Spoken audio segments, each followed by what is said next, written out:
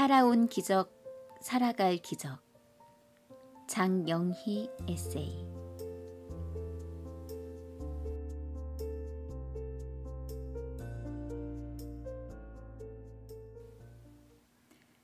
침묵과 말. 가끔 홈쇼핑 채널을 보면 참으로 감탄스러운 적이 많다.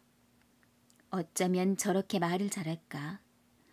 별로 특이할 것도 없어 보이는 물건 하나를 두고도 1시간씩 막힘없이 얘기하는 것을 보면 정말이지 감탄이 저절로 나온다.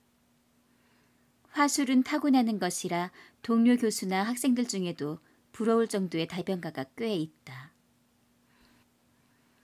따지고 보면 나도 말을 많이 하는 축에 속한다.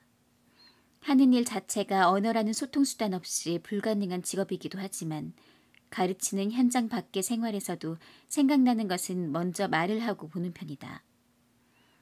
그러다 보니 가끔은 해서는 안 될 말, 쓸데없는 말을 해놓고 후회하는 일도 있고, 그럴 때마다 말을 아끼자 작정도 해보지만 다음 날이면 을에 또 생각나는 대로 말하고 끊임없이 수다를 떤다.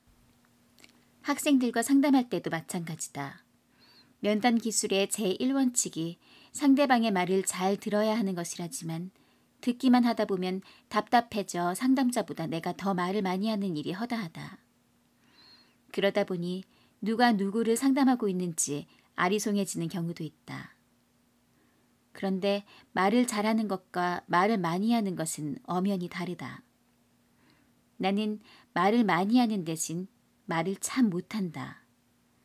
생각을 여과 없이 말하려다 보니 말이 아주 빠르고, 대학교 다닐 때 미국 신부님들은 내게 급행이라는 별명을 지어주었다. 게다가 뒤죽박죽 논리가 없다. 강의 시간에도 대부분 의식의 흐름에 따라 말하기 때문에 학생들은 의욕적으로 내 말을 곧잘 받아 적기 시작하다가 중간에 길을 잃고서 펜을 들고 나를 멍하니 쳐다보기 일쑤다. 새로운 대통령이 취임한 후 어느 분야에서나 토론 문화를 정착시키겠다고 선언했지만 내게는 썩 불리한 일이다. 말 잘하는 사람이 그럴듯하게 말을 하면 나는 무조건 찬성하는 경향이 있어 냉철하게 분석하거나 따져서 반론을 제기하지 못하기 때문이다.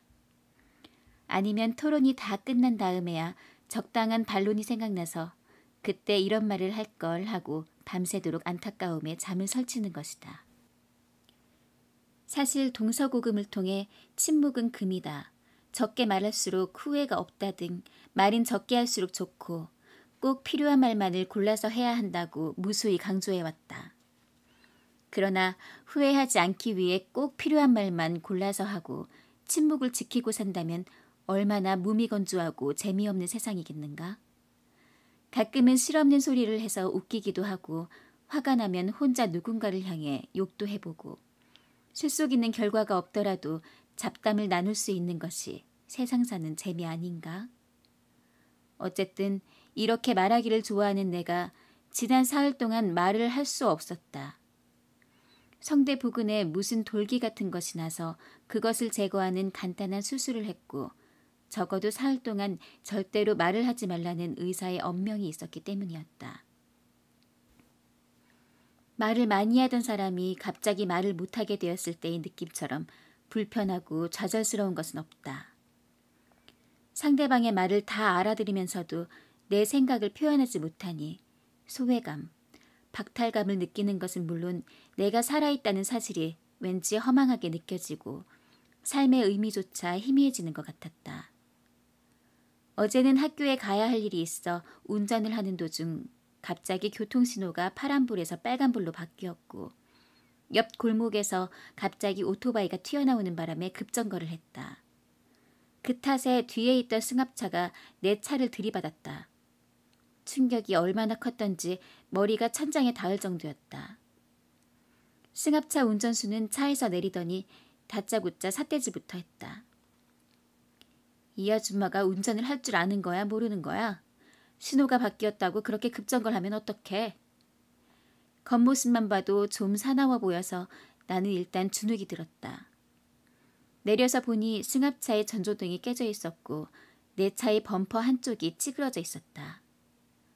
법으로 따지면 이럴 경우 안전거리를 지키지 않은 뒷차 운전자의 과실이 명백하니 나는 할 말이 너무나 많았다. 그런데 문제는 내가 말을 할 수 없다는 것이었다. 적반하장도 유분수지 무슨 망발이냐고 다그치고 합의금을 받아내야 하는데 얼굴만 찌푸리고 입만 뻥긋거릴 뿐 목소리를 낼 수가 없었다.